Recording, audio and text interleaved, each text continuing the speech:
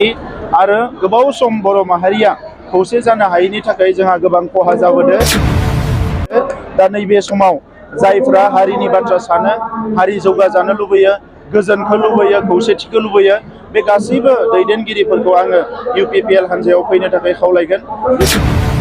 दिनै चन्दन ब्रह्म बिथांनि UPPL हान्जायाव हाबफैनाया जोंनि माहारिनि खौसेथिखौ आरोबाव गोख्रों खालामनायजों लोगोसे UPPL हान्जाखौ माहारि सिबिनाय हाबाफारियाव आरोबाव जोङो गोख्रोंसिनै खामानि मावनो थाखाय थुलुंगा होगोन।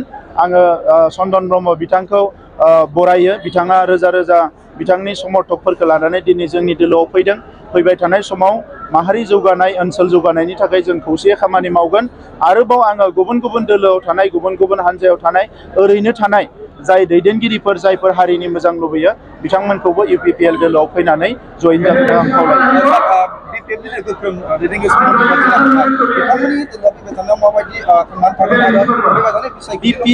BPF दोलोआ बेवहाय आरो थानाय नंला। नैबे 2024 जि पार्लियामेन्ट इलेक्सन, बेवहायल' नोंथांमोना नांगोलनि सावगारिखौ नुगोन। बिनि उनाव हयथ' आरो नांगोलनि सावगारिखौ नुनाय नङा।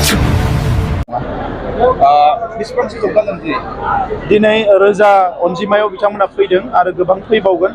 आरो फुङाव आक्रासुनि एक्स प्रेसिडेन्ट अरुण रय बिथाङा 32 बिथांनि बारग' बिबानगिरिफोरखौ लानानै जयेन जादों। आरो गाबोन समफोर बेबायदिनो गुबुन गुबुन हारिनि माखासे गोख्रों दैदेनगिरिफ्रा जोंनि हान्जायाव जयेन जाबावगोन।